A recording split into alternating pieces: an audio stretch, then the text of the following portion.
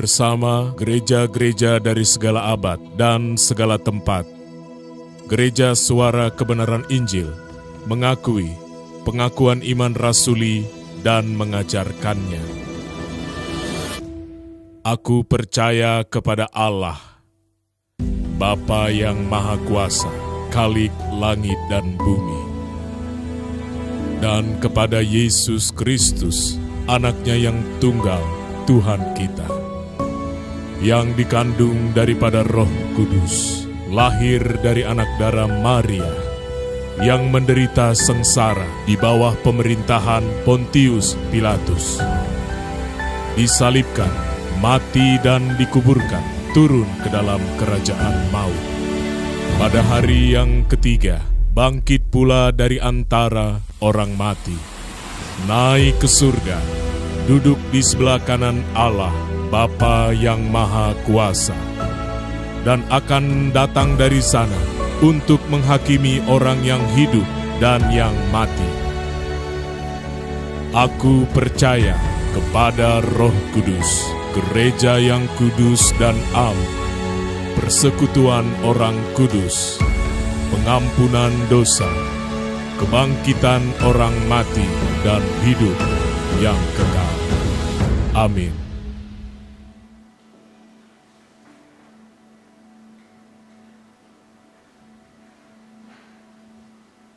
Shalom Bapak Ibu. Boleh sekali lagi shalom. Puji Tuhan kita bisa berkumpul kembali di tempat ini. Sebelum kita mulai ibadah kita, Bapak Ibu boleh saling sapa kanan kirinya, katakan selamat hari Minggu. Tuhan memberkati.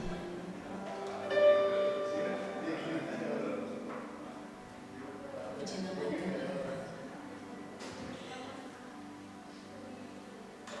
Baik Bapak Ibu, kita bersatu di dalam doa. Kita datang di dalam hadirat Tuhan.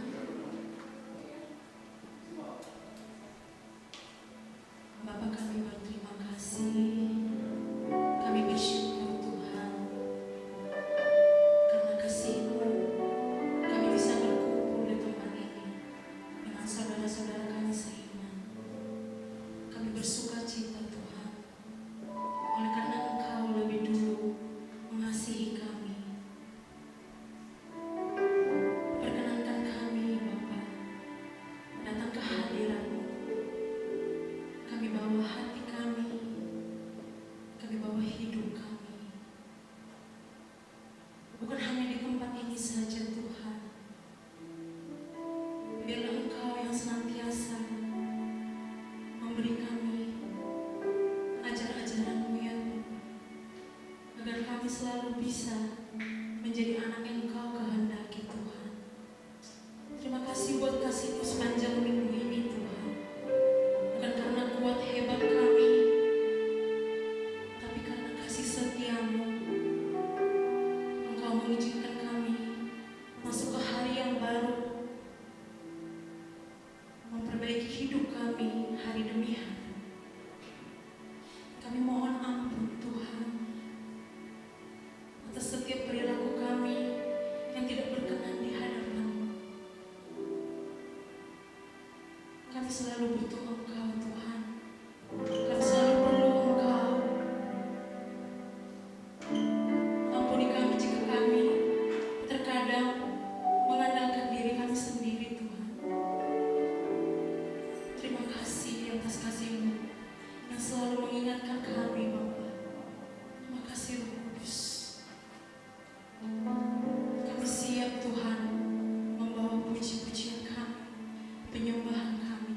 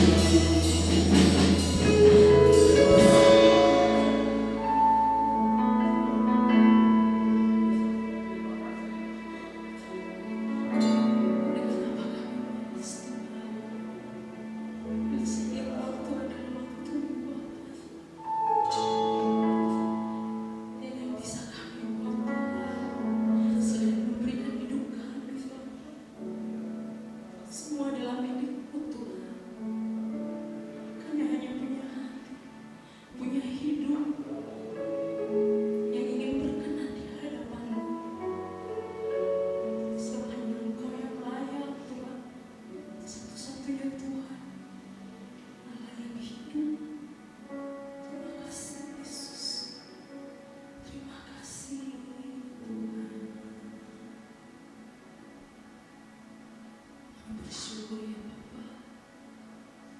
kami punya Tuhan Yesus, Raja di atas segala raja. Kami mau terus memuji Engkau Bapa lewat puji-pujian kami. Terpujilah Engkau kini sampai selama-lamanya. Kita yang siap lebih lagi memuji nama Tuhan bersama katakan amin. Mari Bapak Ibu, kita lebih lagi memuji nama Tuhan penuh dengan sukacita. Amin.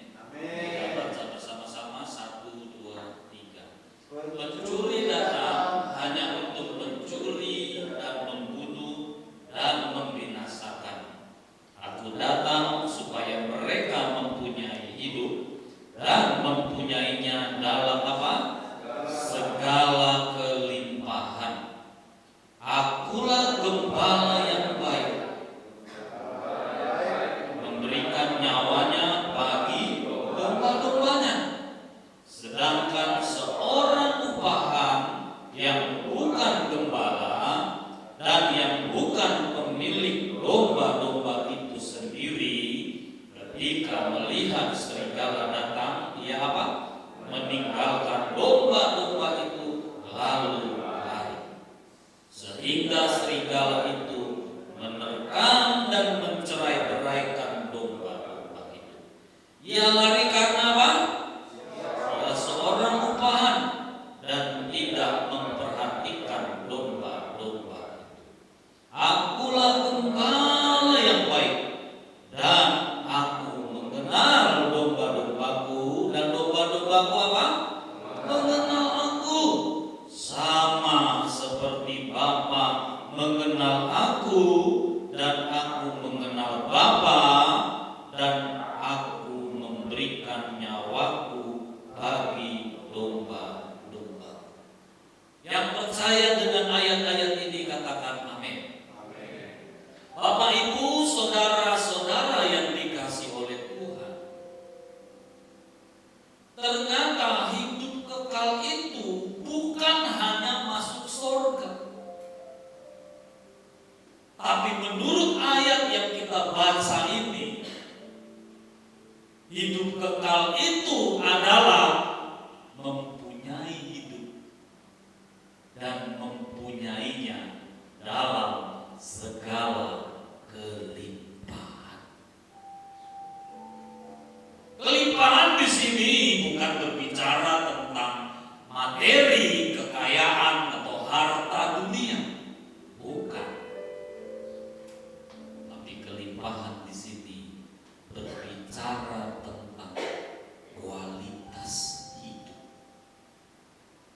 Hidup yang berkualitas seperti kualitas hidupnya Tuhan Yesus. Itu maksud kelimpahan di sini. Dan kalau kita perhatikan hari-hari ini, nyaris tidak kita temukan kualitas hidup orang Kristen seperti kualitas hidupnya Tuhan Yesus. Beda dengan orang Kristen mula-mula. Hidup mereka begitu berkualitas seperti kualitas hidupnya Tuhan Yesus. Dalam hal kesetiaannya, kerelaannya menanggalkan semua,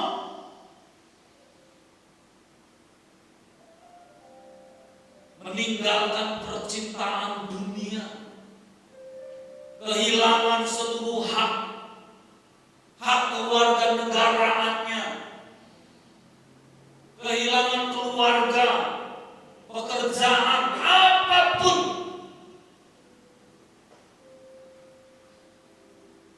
Dan kualitas mereka, kualitas hidupnya seperti kualitas hidup Tuhan Yesus. Maka kalimat Kristen disematkan bagi mereka pertama kali di Antioquia karena mereka hidup seperti Yesus. Arti Kristen itu seperti Kristus. Kristus itu siapa? Yang diurapi siapa? Yesus. Dijulukilah mereka sebagai Kristen karena hidup mereka, kualitas hidup mereka persis seperti hidupnya Tuhan Yesus. Kalau sekarang kita melihat orang Kristen nyaris tidak memiliki kualitas hidup seperti kualitas hidup Tuhan Yesus. Kenapa? Karena tidak berfokus kepada pengenalan. Tidak tahu hidup kekal itu apa.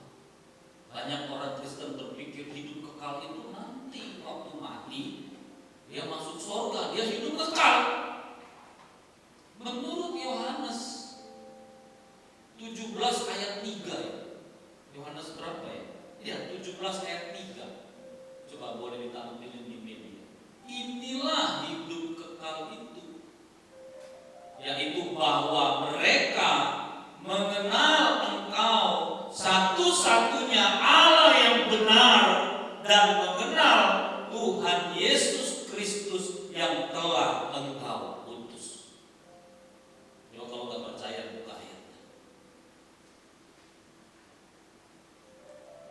Jadi kata kuncinya adalah mengenal. Tapi kan sekarang banyak orang Kristen bahkan gereja tidak berfokus kepada pengenalan tentang satu-satunya Allah yang benar, siapa itu? Bapa, dan mengenal Tuhan Yesus Kristus yang diutus oleh Bapa. Orientasinya hanya kepada kegiatan-kegiatan, acara-acara, bagaimana supaya banyak jemaat,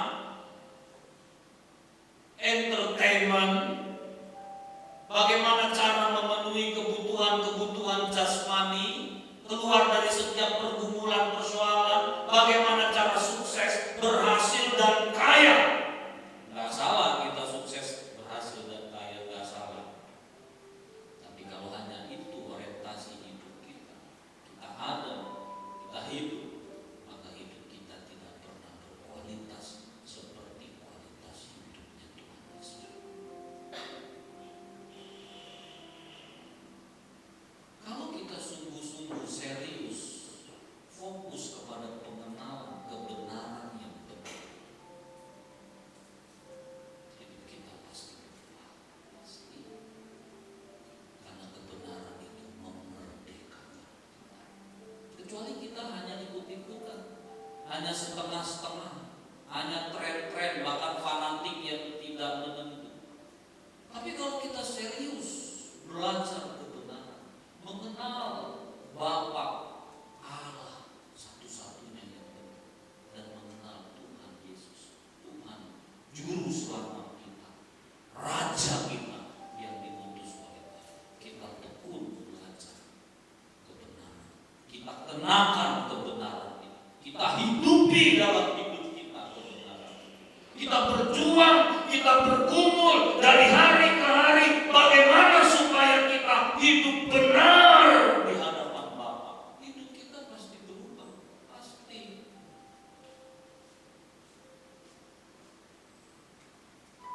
Ada yang bilang amin?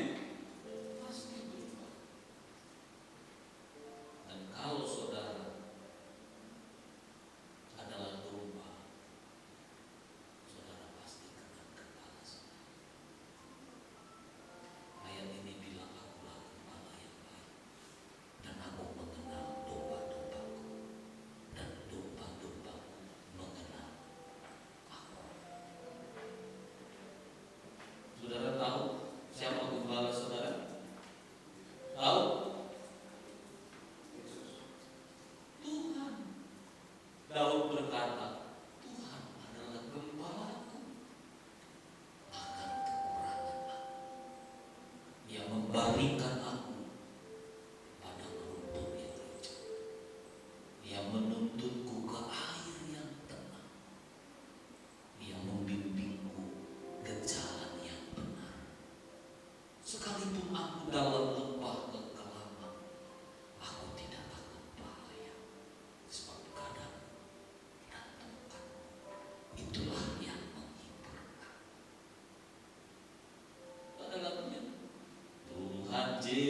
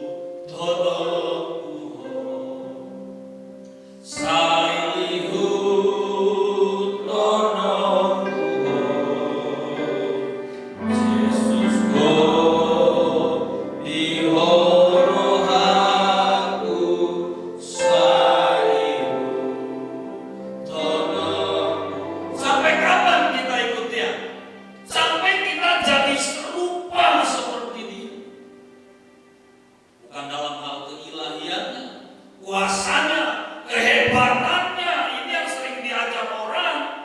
Bagaimana menjadi serupa seperti Yesus, bisa berjalan di atas air, mujizat, tumpang tangan orang sembuh. Bukan itu. Kalaupun engkau bisa seperti itu kasih karunia. Tapi menjadi serupa seperti Yesus, engkau memiliki karakternya, sifatnya, mindsetnya, gairahnya. Makananku ialah melakukan kehendak Bapa dan menyelesaikan pekerjaan. Filosofi hidupnya, asal ada makanan, pakaian cukup. Apapun juga yang kamu lakukan, yang kamu perlukan, baik kau makan, kau minum, atau melakukan segala sesuatu, lakukanlah itu untuk kemuliaan Allah.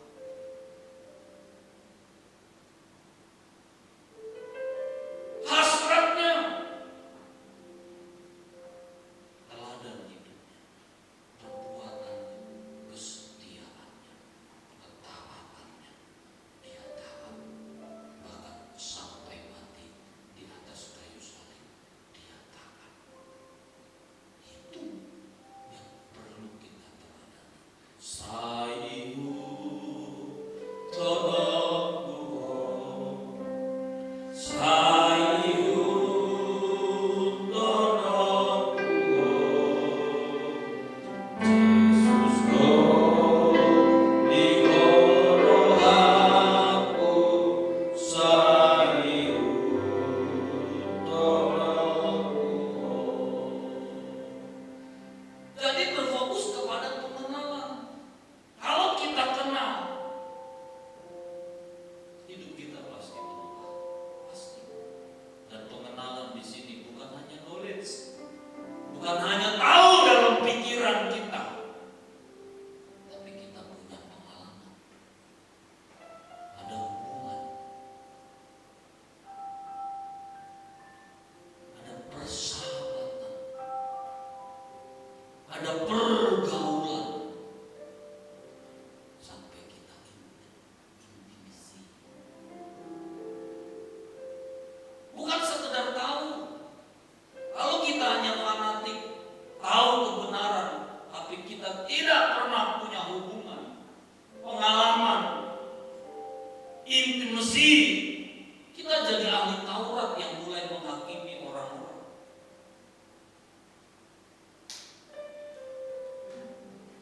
Tapi kita mesti punya hubungan, kedekatan.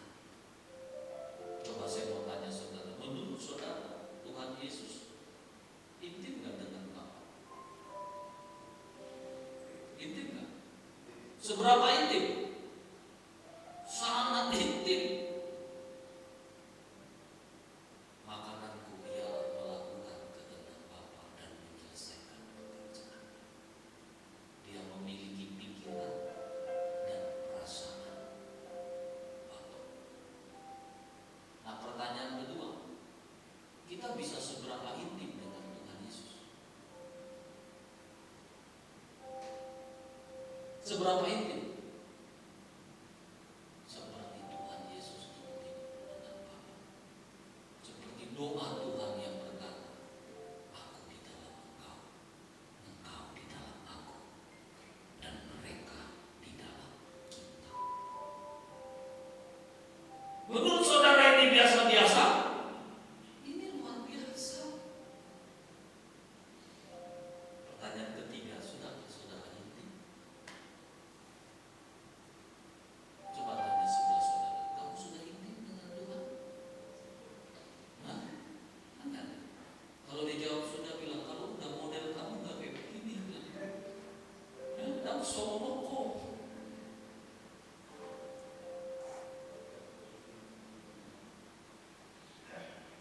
Kalau kita intim, hidup kita pasti berubah. Pasti. Dan kalau saudara domba, saudara harus mengenal gembala saudara sampai saudara bisa intim. Kecuali saudara bukan domba.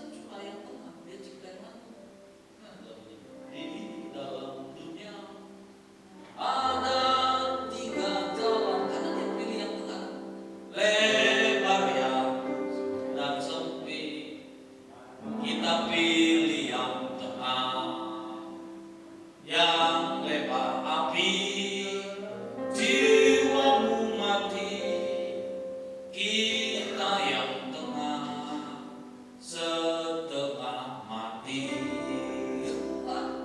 Satu nggak mati, Bang, satu nggak mati. Coba lihat pelajaran saudara-saudara, ada wajah-wajah yang setengah mati kan?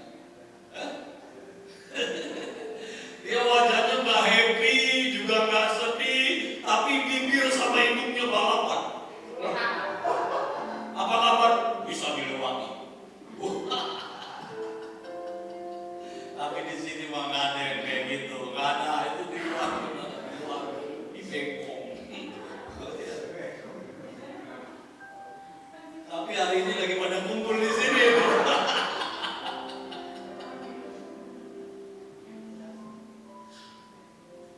Kalau saudara domba, saudara harus mengenal gembala saudara.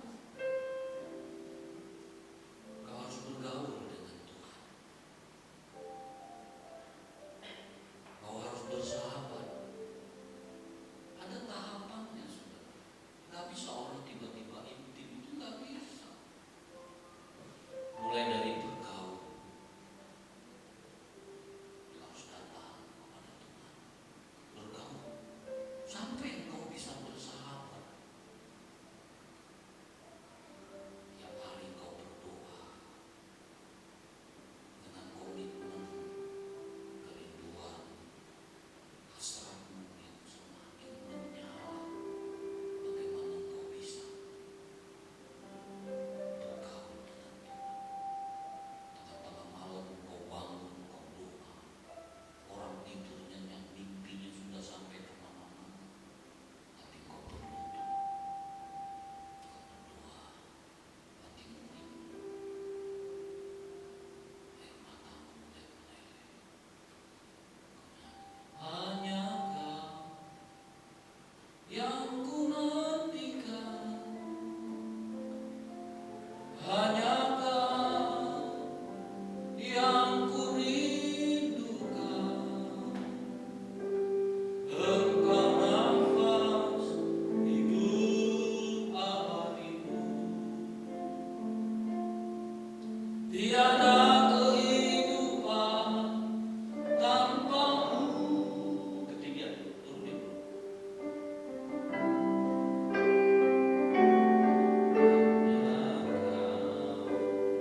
Yang ku inginkan, hanya Kau yang ku butuhkan. Engkau nafas hidup abadiku, tiada kehidupan tanpamu. Hanya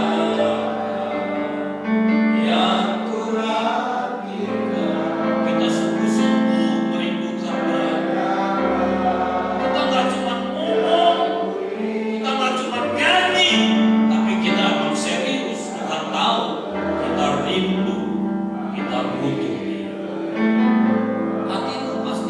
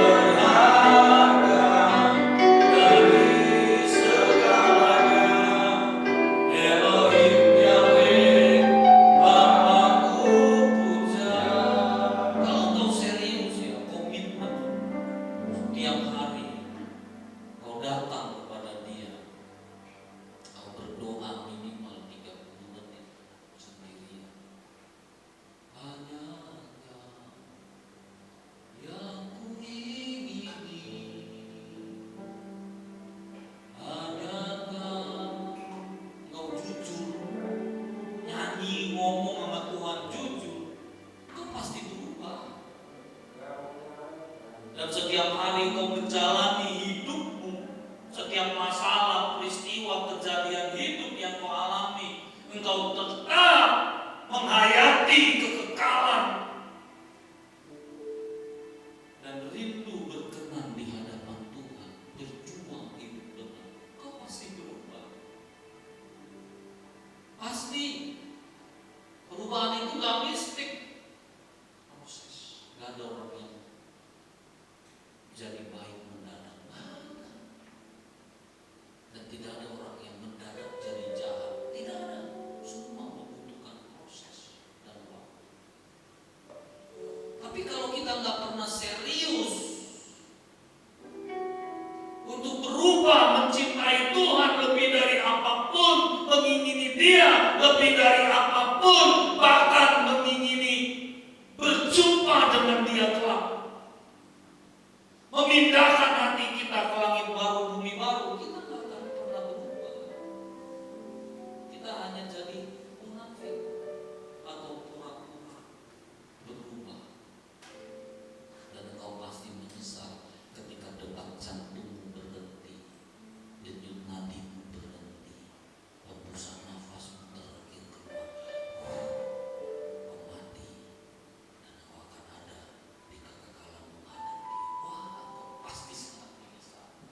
Kau menyia-nyiakan kesempatan waktu yang Tuhan beri untuk kau bisa bersahabat dengan Dia, bergaul dengan Dia, mengenakan kebenaran untuk hidup benar dan berkenan kepada Dia. Kau pasti menyesal dan kau tidak bisa mengulanginya lagi. Tidak bisa. Sebab kekristenan itu bukan liturgi, bukan kayak kita nih ada nyanyi, ada tepuk tangan, ada kasih persembahan, lalu dengar khotbah, udah kita Kristen. Bukan. Kristen itu jalan hidup, bukan liturgi atau kebiasaan-kebiasaan, seremoni.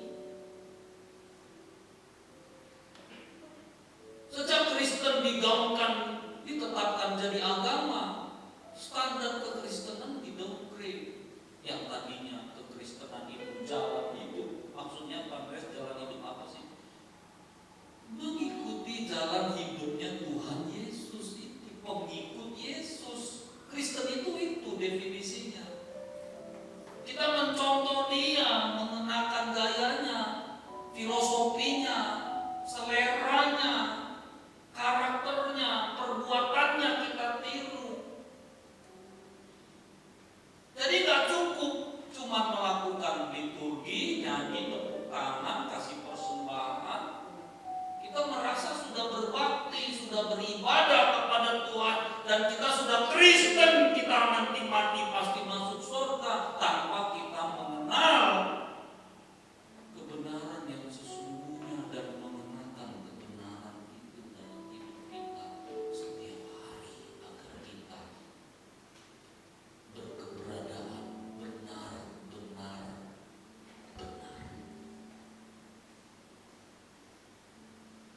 Apalagi sekarang banyak Kristen-Kristen yang latah.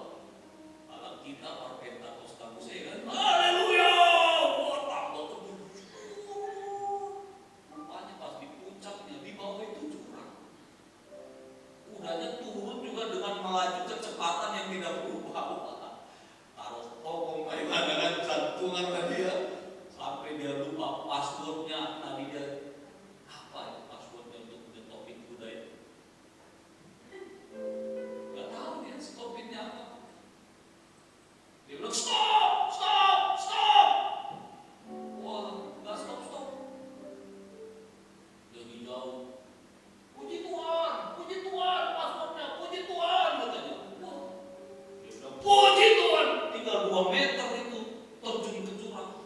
Puji Tuhan, itu kuda keren memang Bapak Ibu. Ini cuma cerita ya. Keren. Wah, hampir dia mati.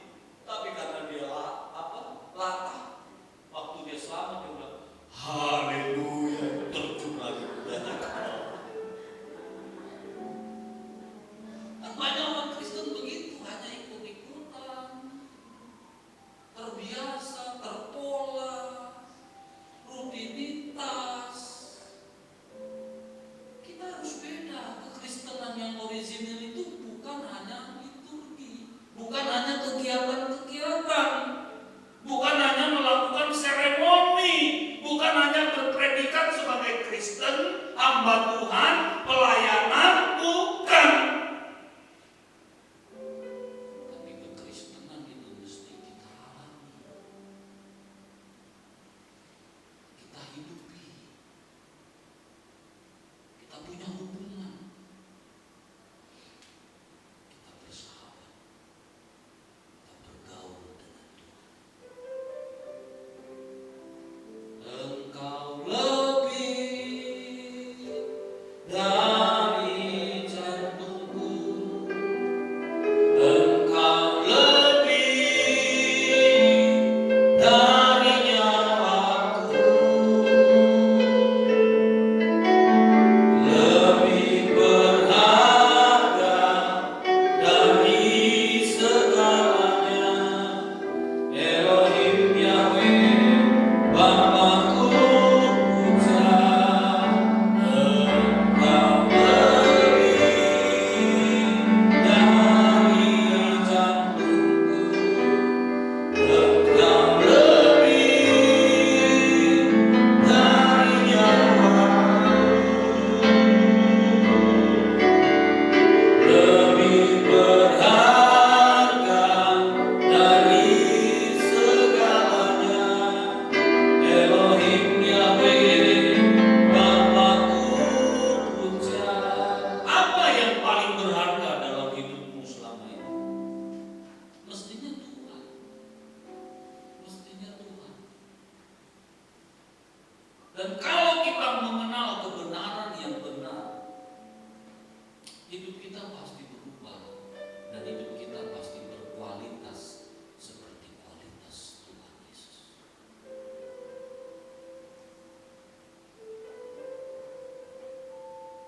Jadi jangan bias abai terhadap kebenaran yang sesungguhnya. Kita harus fokus, bukan cuma fanatik suara kebenaran, tapi kita tidak menghidupinya, kita tidak berjuang mengenakannya, kita tidak bergumul bagaimana kita bisa hidup berkenan sesuai dengan kebenaran yang kita mengerti, sehingga kita bukan hanya berstatus sebagai anak Allah, tapi kita berkeberadaan sebagai anak-anak Allah. Iya, pasti berubah. Kecuali kita nggak sungguh-sungguh, kita nggak berjuang, kita nggak mengenakan kebenaran, ya kita nggak berubah. Kalau kau sungguh-sungguh, kau pasti berubah. Di pekerjaan kau berubah, kau makin rajin, all out, makin serius. Di bisnis kau jujur, sekolah kau serius belajar, berprestasi.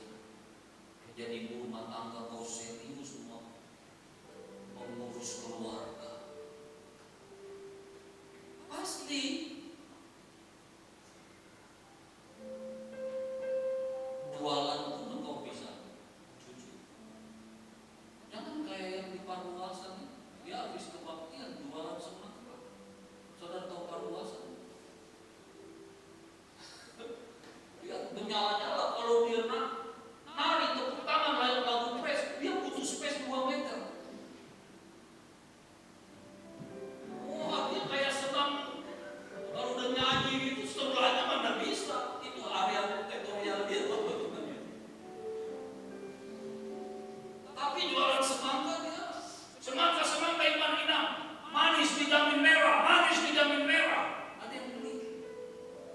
sudah nama manis ya. Merah lobak merah. Mana yang merah? Sundeo merah. Semua ini merah. Hitam mah. Dibeli satu. Saya nggak apa-apa sambil campur bahasa Korea gini. Ini kita orang Korea semua kan? Oh, bukannya ya, buat nanti tolong translate ya. Dipilihlah satu, dibawa. Nama kareta. Kalau di Siantar kan kareta itu motor kan. Tengah jalan jatuh itu semangatnya, pecah tuh ke belakang. Dia lihat warnanya nggak merah, pucatnya. Balik lagi ke tukang semangka. Tadi bapak bilang, abang bilang ini merah. Buktinya jatuh, pecah, mana dia merah, pucatnya warnanya. Bilang tukang semangka, ya kalau jatuh inang, pucatnya dia. Inang pun kalau jatuh seperti apa inang, pucatnya inang. Tapi dia kalau nyanyi 1 meter terus dia ada space.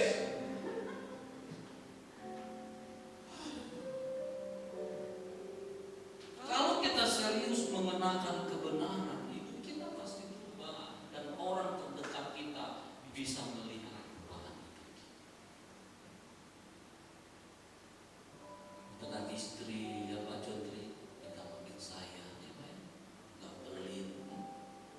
Ada orang sama istrinya aja dia pelit Pak, sama anak-anaknya dia pelit, ngehunitan.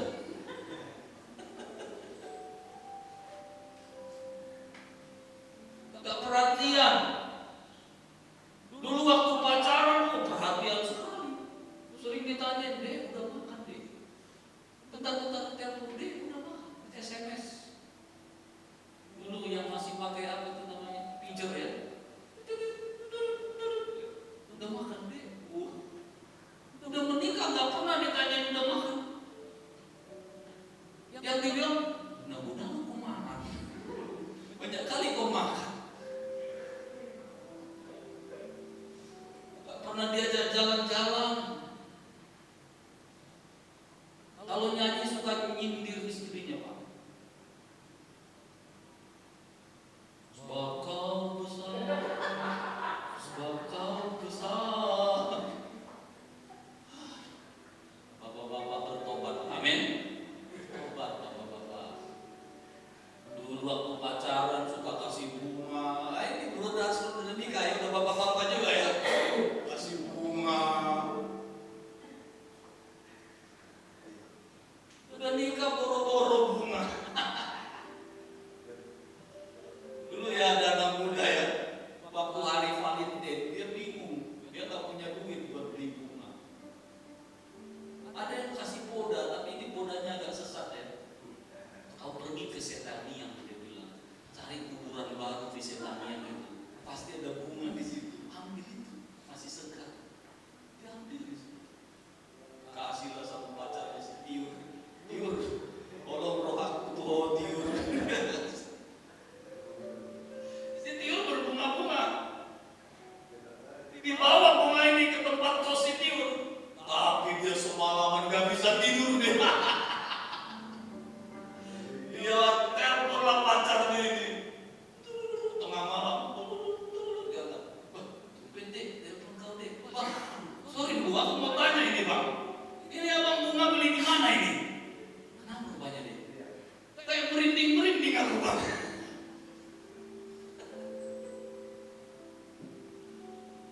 Wah, Pak Jontri masih sering kasih bunga Pak sama ibu Pak? Enggak lagi Pak, pulang dari sini kasih bunga.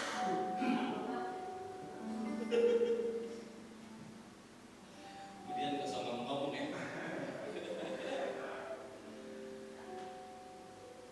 Kalau kita serius, kita pasti berubah. Dan orang terdekat kita yang bisa melihat perubahan kita.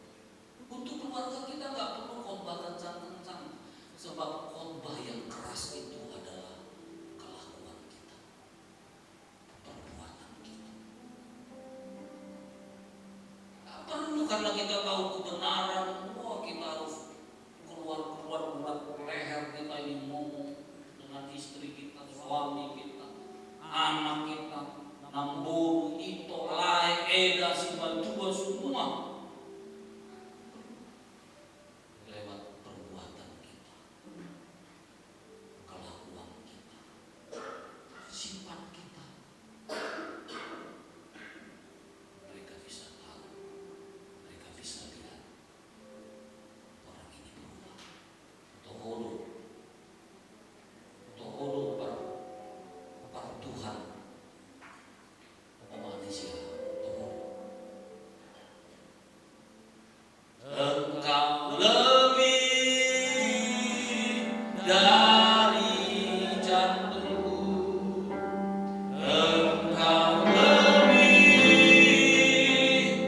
dari nyawaku,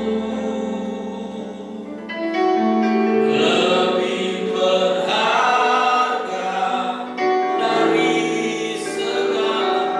Lagu ini bilang lebih berharga dari jantung. Tahukah saudara, jantung itu sangat berharga. Kalau orang kena serangan jantung, hanya dalam waktu 20 menit, kalau tidak ditangani, mati. 20 menit. Abang saya dulu serangan jantung. Saya mengantar ke rumah sakit. Hanya 20 menit. Mati. Dan sekarang kita lihat orang-orang medis begitu banyak berbicara bagaimana cara menjaga jantung, merawat jantung, betapa berharganya jantung. Tapi lagu ini bilang, engkau lebih dari jantung. Ini kalau yang nyanyi cuma pura-pura dan tidak melayaninya, ini belum omong besar. Tapi kalau engkau serius dan engkau menghayati bahwa memang Tuhan itu satu-satunya yang engkau butuhkan, engkau perlukan. Waktu engkau nyanyi lagu itu, hatimu pasti hancur, pasti. Dan intim itu nggak bisa mendadak. Engkau harus spending time with God. Setiap hari bergaul. Setelah engkau bergaul, engkau bisa bersahabat dengan dia. Setelah engkau bersahabat, baru engkau bisa jadi kekasih. Engkau mencintai dia lebih dari apapun. Lebih dari apapun. Baru engkau bisa intim dengan dia. Tak bisa tiba-tiba saudara intim. Sama kayak kita ini yang udah menikah ya. Bro udah nikah ya?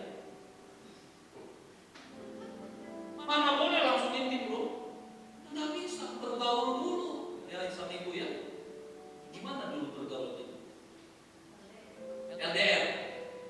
Tapi tetap ada komunikasi ya bro ya. Bergaul. Sampai jadi sahabat. Setelah jadi sahabat, baru mengutarakan cinta. Belum muhaku tubuh, itu nabuju.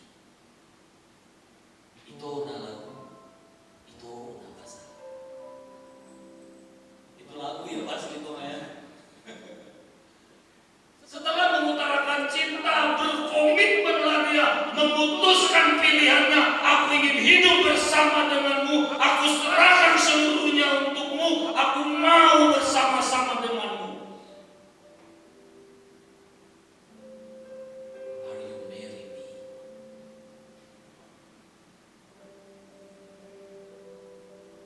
Lalu dia mengucapkan pengakuan apapun yang terjadi.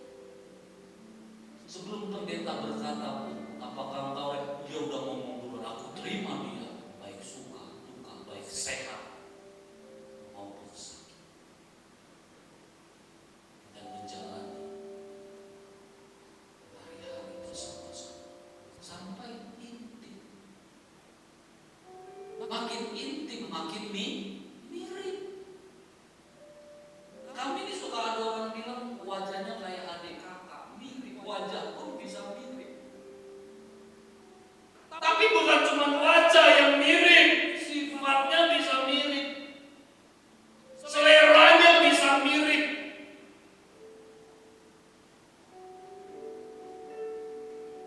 Bahkan cita-citanya bisa sama.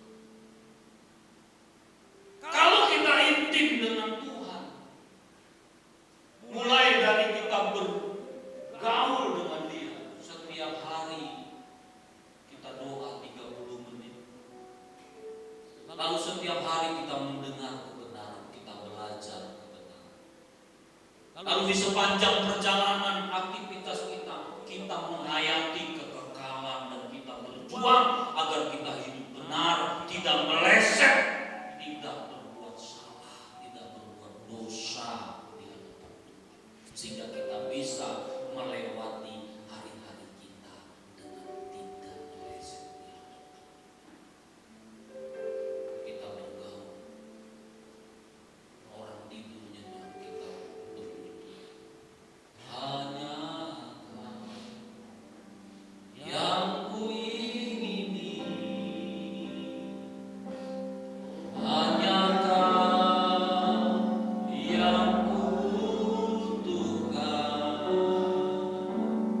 Engkau nafas hidup abadi.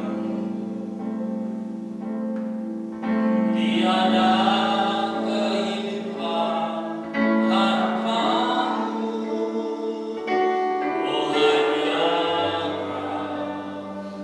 yang ku nantikan, hanya yang ku rindukan. Aku teguh air kehidupan, ayat sampai kekekalan. Engkau lebih dari jantungku, Engkau lebih dari nyawaku, lebih berharga dari segalanya. Namaku puja. Dan kita gak akan jadi orang aneh dengan melakukan semua ini. Hidup kita pasti berkualitas, pasti. Kalau saudara ya rajin, jujur, mengupgrade diri, tekun, membangun relasi,